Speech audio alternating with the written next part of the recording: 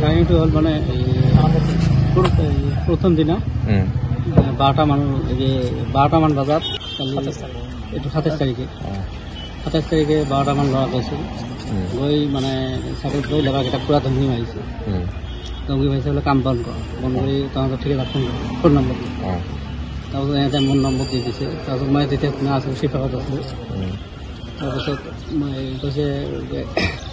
তুমি আহি লগ কৰিবা তাৰপিছত কামটো আৰম্ভ কৰিবা কামৰ জেগা নাছিলে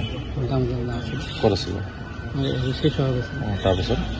তাৰপিছত মই দাদাজনক ফোন কৰিলোঁ বোলে দাদা আপুনি কাম বন্ধ কৰি দিছে কয় নহয় তুমি আহি লগ কৰিবা তাৰপিছত কাম আৰম্ভ কৰিবা মইতো শিৱসাগৰত আছোঁ এসপ্তাহমান দেৰি হ'ব কয় এসপ্তাহমান পিছত আৰম্ভ কৰিব তাৰপিছত মালিকে মোক ফোন কৰিল কয় নহয় তুমি যেনে তেনে কালি আহি যোৱা কালি যেনে তেনে তুমি কালি আহি যোৱা আহি ইহঁতৰ লগ কৰি কামটো আৰম্ভ কৰি দিয়া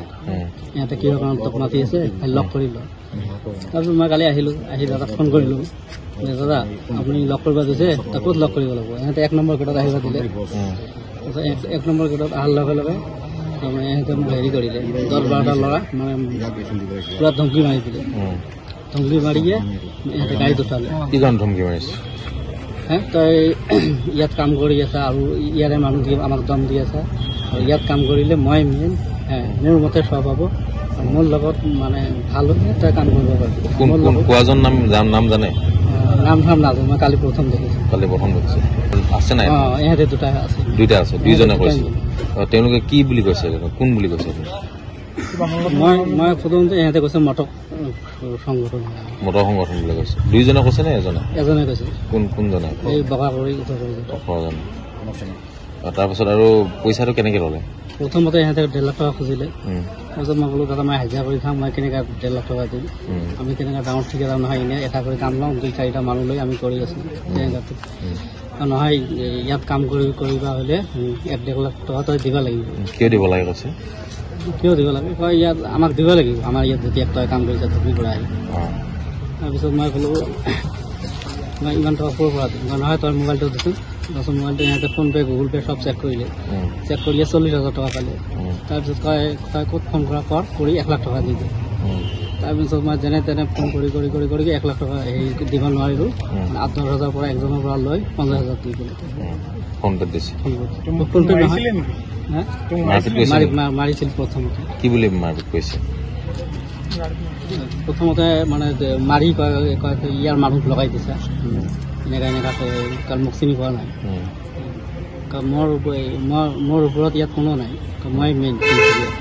মই কাকো ভয়ো নকৰোঁ কাকো খাতিৰো নকৰোঁ তিনিচুকীয়াত মই মেইন বুলি এটা দুখ লগা বিষয় বা লজ্জাজনক বিষয় যে মটক জনগোষ্ঠীটোৰ নামত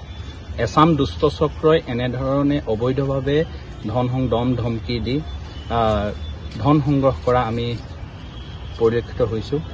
শেহতীয়াকৈ যোৱাকালি প্ৰণৱ সিনহা নামৰ এজন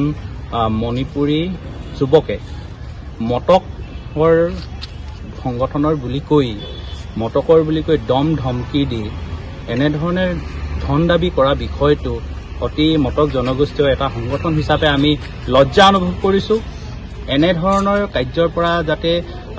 বিৰত থাকিবৰ বাবে আমি আহ্বান জনাইছোঁ ইয়াৰ লগতে এটা কথা আমি অৱগত কৰিব বিচাৰোঁ যে সংগঠন এটা পৰিচালিত হ'বৰ বাবে টকা পইচা বা দান বৰঙণিৰ প্ৰয়োজন হোৱাটো স্বাভাৱিক কথা কিন্তু এই দান বৰঙণি সংগ্ৰহ কৰাৰ যেনেধৰণে দান বৰঙণি সংগ্ৰহ কৰে এই দান বৰঙণি সংগ্ৰহ কৰাৰ যিটো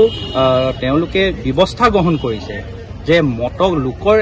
এটা সংগঠন এটা জনগোষ্ঠীক অপমানিত কৰি যেনেধৰণে তেওঁলোকে দম ধমকি দি কাম কৰাৰ লেবাৰৰ পৰা যেনেধৰণে ধন সংগ্ৰহ কৰিছে এইটো অতি লজ্জাজনক বিষয় এই বিষয়টো আমি তিনিচুকীয়া সদৰ থানাত ইতিমধ্যে প্ৰণৱ সিনহা নামৰ ব্যক্তিজনক আটক কৰি ৰাখিছে আমি মটক যুৱ ছাত্ৰ সন্মিলনৰ তৰফৰ পৰা আমি এটা কথা অনুৰোধ জনাব বিচাৰিছোঁ মটক জনগোষ্ঠীয় এটা সংগঠন হিচাপে মটকৰ নাম যেনেধৰণে উচ্চাৰিত হৈছে এই বিষয়টো ব্যৱস্থা গ্ৰহণ কৰিবৰ বাবে আমি আহ্বান জনাইছোঁ আৰু লগতে এই বিষয়সমূহ যাতে এই দুষ্ট চক্ৰটোৱে এনেধৰণে কোনো ব্যৱস্থা গ্ৰহণ নকৰে তাৰ বাবে আমি যাতে ধন সংগ্ৰহ নহয়, ধমকি দি কিনে ধন সংগ্ৰহ নকৰে, মটকৰ অনামতক লোকে যেনেধৰণে ধন সংগ্ৰহ কৰিছে, এই বিষয়সমূহৰ পৰা কিন্তু ৰাইজকো আমি আহ্বান জনাইছো যে যাতে তেওঁলোকেও সতৰ্ক হৈ থাকক, এনেধৰণে ধমকিয়ে যাতে ধন সংগ্ৰহ কৰা বিষয়টো পৰা আঁতৰিবৰ বাবে অনুৰোধ জনাইছো। লগতে আমি এটা কথাই সদৰ থানাৰ আৰক্ষী বিষয়াক আমি অনুৰোধ জনাব বিচাৰো, আপোনালোকৰ মাধ্যমৰ যোগেৰে অনুৰোধ জনাব বিচাৰিছো যাতে অনাগত ভৱিষ্যতত যাতে এনেধৰণৰ পুনৰাবৃত্তি নহয়, তাৰ বাবে ব্যৱস্থা গ্ৰহণ কৰি দিবৰ বাবে আমি আহ্বান জনালো। আচ্ছা, লগতে এটা কথা চাবলৈ গ'লে লগত বহুকেইজন ব্যক্তি আছে বুলি কৈছিলে। এতিয়া যিকেইজন ভুক্তভোগীয়ে আমাৰ আগত সংবাদ মাধ্যমৰ আগত প্ৰকাশ কৰা অনুসৰি লগত আৰু এজন ধৰিছে, তেওঁ লগত আছে বুলি কৈছে। তেওঁ কোন কি সংগঠন তেওঁলোক আছিলে, যি দুজন ব্যক্তি আটক কৰি থাকিব গম পাই নেকি? আমি যিজন ব্যক্তিৰ লগত অন্য এগৰাকী ব্যক্তি দেখিছো যে তেওঁ আহোম সেনাৰ এগৰাকী কৰ্মী। ইতিমধ্যে আহোমৰ নামত যদি তেওঁ নিজৰ সংগঠনৰ নামত যদি তেওঁ নিজৰ পেট ব্যৱহাৰ কৰি নিজৰ যোগেদি যদি তেওঁ ধন সংগ্ৰহ কৰিছে, যিজন ব্যক্তিয়ে মটকৰ নামত ধন সংগ্ৰহ কৰিছে লগতে যোৱা বুলি তেওঁলোকে অভিযোগ কৰিছে। এইটো কথা অতি দুৰ্ভাগ্যবশত যে এনেধৰণে যদি মটকৰ নাম লৈ যদি তেওঁ যদি ধন সংগ্ৰহ কৰিছে, প্ৰশাসনক আমি বিহিত ব্যৱস্থা ল'বৰ বাবে আহ্বান জনালো।